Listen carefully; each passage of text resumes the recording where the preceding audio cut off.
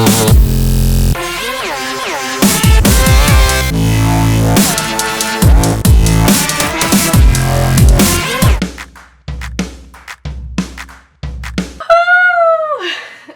sun is so shiny. Alright guys, so I am so excited for this video because we're going to be talking about these sewing hacks and tips that I have. When I discovered them, they've made my sewing experience so easy that I know that I needed to share with you guys. So this first tip is to buy toe separators. Like organization, especially when you sew and you have so many materials with you, it is key. Toe separators help organize your bobbins. You can find the bobbins right away and it's also organized nice and tidy.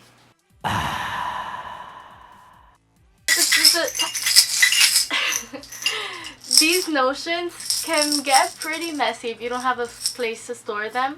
My tip, store your notions in these old spice containers. If you store it in here, it makes it so much easier to sew, and if you have a stand where you can like place them in a row, you can just easily grab it. Since we are talking about organization, this next tip that I recommend, highly recommend, is to purchase a row, like a wood row where you can place your thread. Painted it this blue and it looks decorative and it's organized. Okay, next up is this mini iron. This is like a lifesaver, time saver, space saver, especially when you want to hem.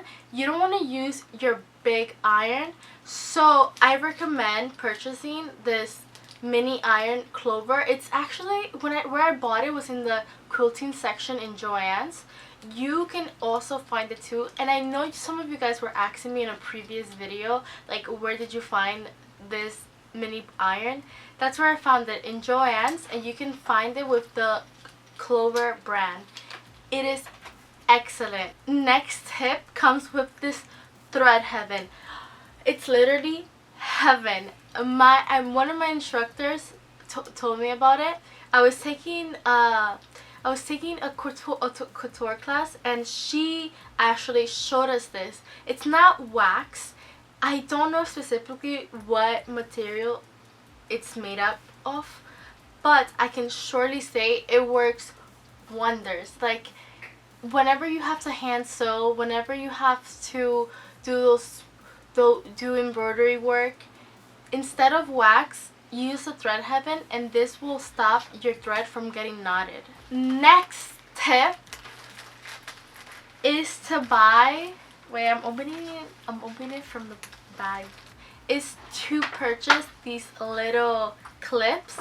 These clips are excellent, especially when you're sewing thick fabrics. Let's say you're doing leather work and you have to sew the saddle stitch. You can clip your two leather pieces with these clips and it will stay in place. You can also use it with regular fabric and it doesn't leave any marks. Next up, I have these two pens. This is what I actually use to trace my pattern. You've probably maybe seen it with two pencils, but I personally like to use two pens with different colors because I know that the dark shade is the edge of the pattern and then the light shade is the edge of the seam, and I know it will give me a 0.5 seam allowance, and it's excellent because this variation of color helps me and reminds me where I need to cut. These are actually Paper Mates Fair Medium. Duct tape. This is excellent if you're a beginner and you're having difficulty sewing straight, and so my teacher recommended to me to take tape and place it there. Just remember to remove it. I left it there for too long and now I have this residue, but don't do that. Don't make my mistake. Next up, this next one, this is a pinking scissor. This stops your fabric from fraying. It gives you the zigzag edge, and especially if you're like me and you don't have a serger and you need something to stop your fabric from fraying, this scissor is an excellent investment. If you have like a budget with supplies, Joann's always has coupons, especially in the weekend. So make sure to check out their coupons and then make the investment with a pinking scissor, because this is really good to stop your fabric from fraying. And this one, let's say you're doing hand sewing and you're hemming your skirt, your pants by hand. You can use these lines as a guide to follow when you're doing hand stitching, and it's so good. Especially when you want it. You know when you're working on a project and you're like, I want it to look perfect, and you're like, oh my god, and you're like freaking out about like, oh my god, is it gonna come out good? This will help you have that nice perfect finish. And next up, my next tip is cleaning your iron with salt and vinegar. Yes, if you combine vinegar and salt together, you can use this to clean your iron. Like, I've burnt by accident stuff in my iron because I've made the mistake of ironing the wrong fabric, and that caused my iron to get dirty. So I found this solution of vinegar and salt, and it works. Excellent tip. Combine these two together and clean your iron with them, and you're going to be left with a nice clean iron. That was actually the last tip that I had to share with you for this video. I love sharing with you guys, and so I wish I would have had more things to share with you, but that means we've come to the end of the video. I hope these tips and hacks help you when you're sewing. Let me know in the comments certain videos you'd like to see next, and let me know if they also help you out, or if you have any questions to do with like certain materials that I've used, certain tools that I've recommended.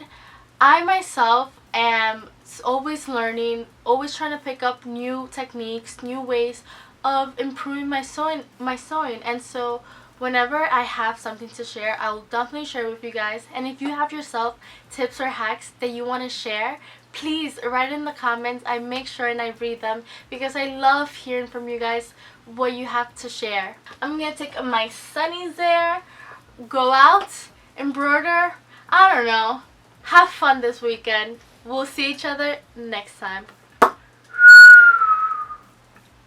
Oh, and those sunnies, my grandma gave them to me. I uploaded a picture on Instagram wearing them. I'm so happy she gave them to me. They're so cool. Please make sure to subscribe to the channel. I upload new videos every weekend, and I hope that you have a wonderful day.